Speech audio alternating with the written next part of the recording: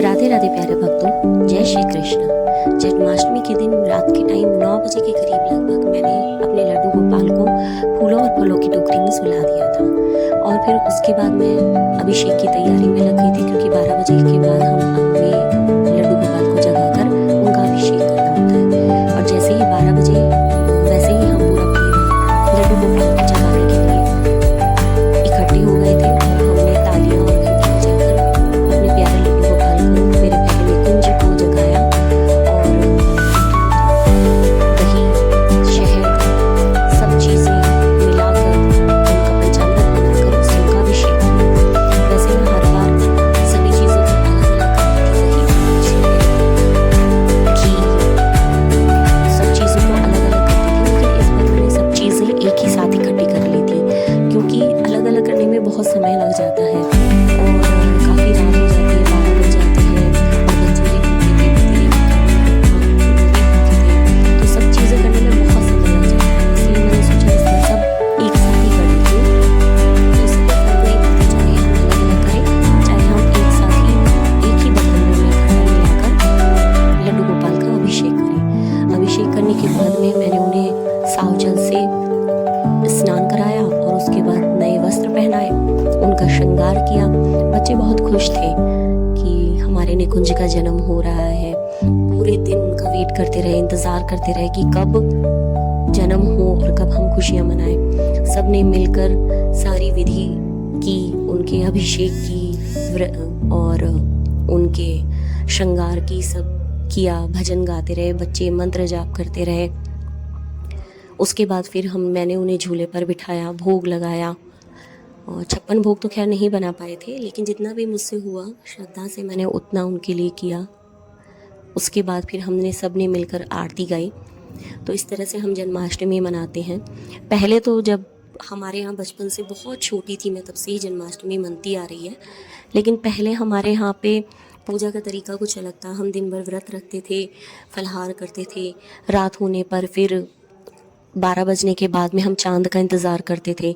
कई बार तो चाँद 1 बजे निकलता था, कभी 1:30 बजे हमें दिखता था। तो चाँद दिखने के बाद ही हम चाँद को जल देकर उसके बाद लड्डू गोपाल की, कान्हा जी की हम आरती किया करते थे। लेकिन जब से निकुंज हमारे यहाँ आए, हमारे जीवन में आए, तब से हमारा पूजा करने का, जन्माष्टमी मनाने का तरीका थोड़ा बदल गया। उस दिन मैं सुबह उनका अभिषेक करके नए वस्त्र पहनाती हूँ। दिन भर हम तैयारियों में लगे रहते हैं, मिठाइयाँ बनाई जाती हैं। रात को फिर 9 बजे के करीब मैं उन्हें सुला देती हूँ और उसके बाद ठीक 12 बजे जैसे ही उनका जन्म होता है, हम अभिषेक शुरू कर देते हैं। अब हम चाँद का इंतज़ार नहीं करते, क्योंकि वैसे भी उस दिन बारिश रहती है ज़्यादातर, तो चाँद दिखता ही नहीं है।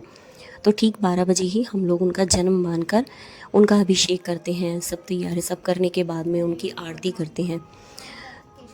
तो इस तरीके से हम जन्माष्टमी मनाते हैं। आप लोग बताइएगा, आपने कैसे अपनी जन्माष्टमी, अपने लड्डू गोपाल की जन्माष्टमी मनाई।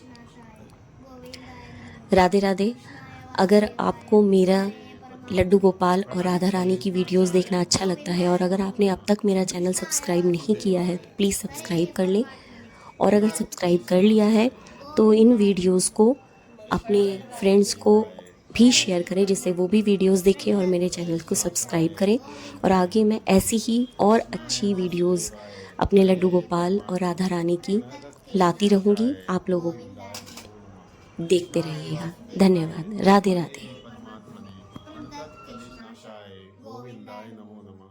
कृष्णाय वासुदेवाय हरे परमात्मने प्रणतः कलेशनाशाय गोविंदाय नमो नमः। कृष्णाय वासुदेवाय हरे परमात्मने प्रणतः कलेशनाशाय गोविंदाय नमो देवाय हरे परमात्मने प्रणत कलेशनाशाय गोविंदाय नमो नमः। कृष्णाय वासुदेवाय हरे परमात्मने प्रणत कलेशनाशाय।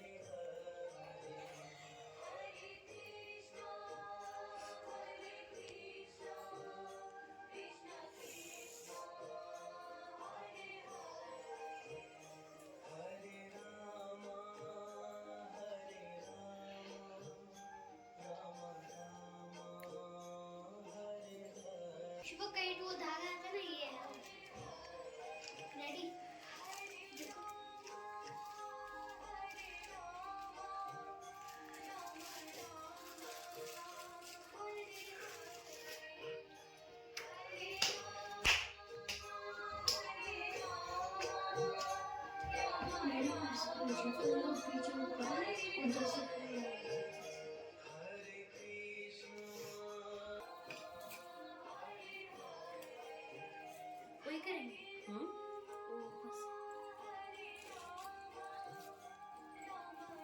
में चढ़ाने के लिए चाहिए ना।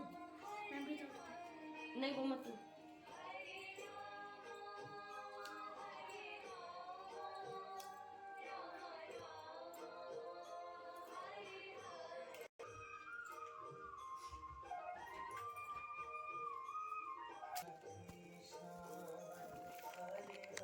आरती डैडी के फोन में नहीं।